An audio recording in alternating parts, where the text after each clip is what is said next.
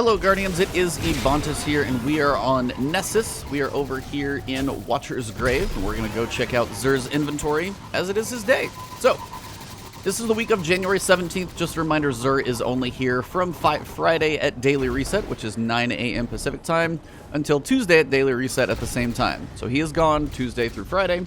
Friday morning, when Reset happens, he comes back. So, up here on the barge, he's sitting over here, Tentacle Face Man, and we will see what he has to offer us this week in the world of exotics. Well, he's always got good lighting here, so you at least get to see the tentacles a little bit more. You do have your exotic engram. Remember, this thing is on a checklist style.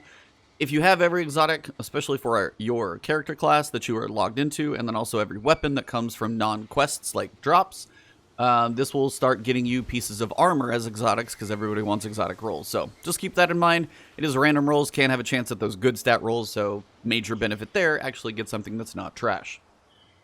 First, we will start with the Colony. Always a fun grenade launcher to use. A little more beneficial in PvP, probably, than PvE. Just because the little robots that crawl around along the ground, probably not going to have the perks of, like, spike grenades and things of that nature. So, more of a PvP grenade launcher. This one actually is pretty cool because it will track your enemies. Insectoid robot grenades. So weapons grenades are insectoid robots that chase targets and explode close to them. Insectoid robot grenades quickly repopulate the magazine from reserves while the colony is unequipped. Basically, you can read that as auto-loading holster when it's put away.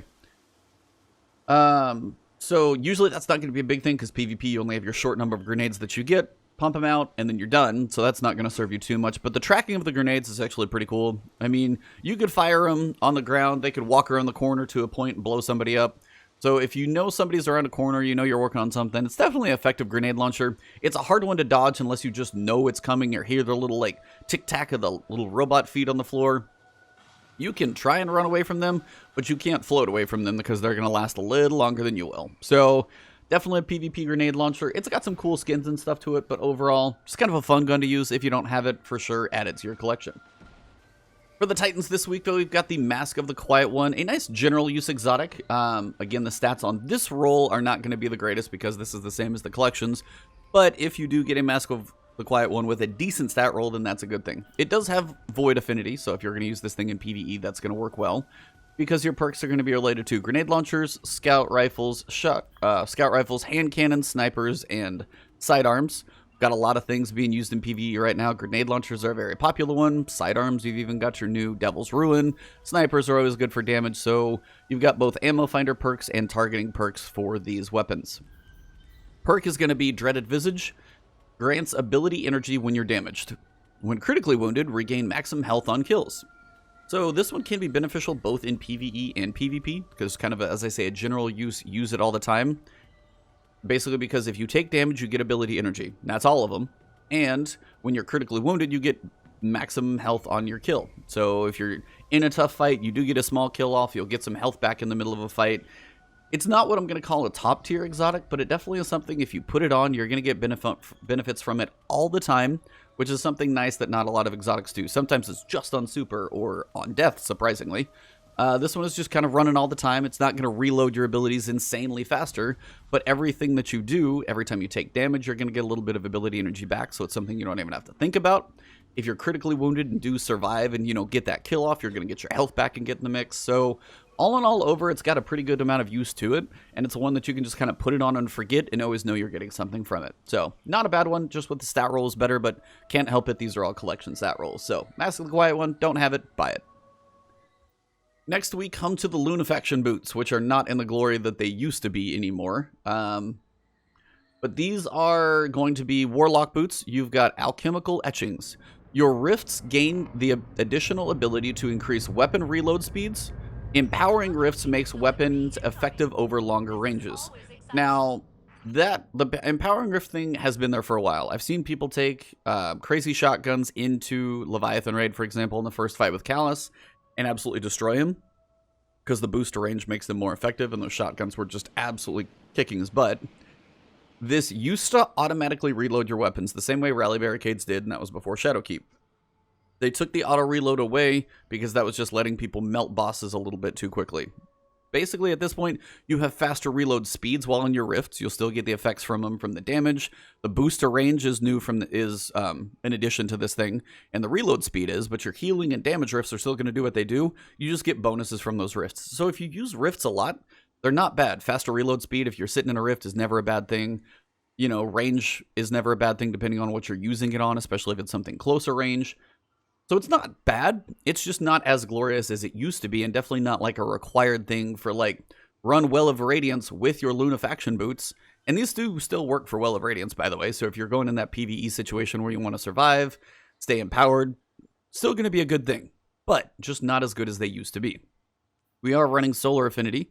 So the perks that we're going to be working with are related to auto rifles, fusions, linear fusions, rockets, and submachine guns. And you've got scavenger and dexterity perks on boots. So that pretty much covers those. Again, if you don't have them, add them to your collection, test them out if you like running Solar Rift, or Well of Radiance, or just rifts in general. They have benefits to them. They're just not quite in the glory that they used to be, so that's the sad part. And finally, we come to the Hunters with Shinobu's Vow. You've got new tricks for your intrinsic perk, Improve Skip Grenades. You gain an additional Skip Grenades. Skip Grenades return energy when it damages enemies. It's a lot. Improve Skip Grenades. Basically, the tracking is better. You gain an additional Skip Grenade charge, so you can throw them twice, or at least get one back and have one still recharging. And as you do damage to enemies, you get some of your grenade energy back.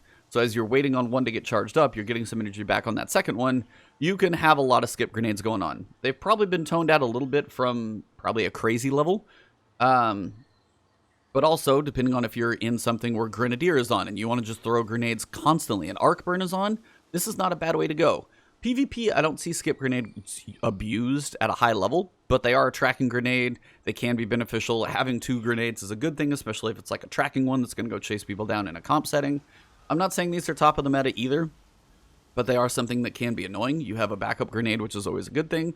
And if you take this into an activity that has like an Arc Grenadier modifier, you're going to be chucking grenades constantly and getting that grenade energy back so fast you may barely even stop throwing them. So overall, they're not going to be game-breaking by any stretch, but they can be fun to use in the right circumstance, annoying to your enemies in PvP. And we're running with an Arc Affinity on these, which that really doesn't matter since Skip Grenades are Arc. It's more the weapons that you get to work with. So on this one, you're going to be working with shotguns, pulse rifles, machine guns, bows, and also Arc typically has swords, but as we're working with reload speed, there's no reload speed on a sword.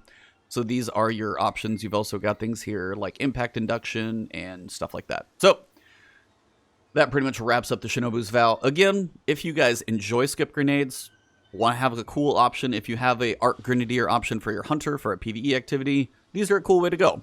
I'm just saying they're not going to break the game or make you godly by any stretch. But that pretty much wraps up Xur this week, guys. Thank you for tuning in. Last Word Podcast was fun this week. The giant puzzle is still going on and be working on. If you don't know what I'm talking about, I've got a video over that basically explaining what happens. There's an emblem you can get from it. There's about 19 pages of a lore book that you can go through and earn. And then to basically wrap things up, we've also got a large community effort working on trying to see if they can solve what this puzzle is going to be. So thank you guys for the following. Thank you guys for the support lately. You guys are all amazing. Hopefully this video is beneficial to you guys. I'll see you in the next one. Enjoy your weekend. And, for the rare treat, I'm going to say go Niners because I'm hoping they can make it to the Super Bowl. So let's see what happens, and I'll see you soon.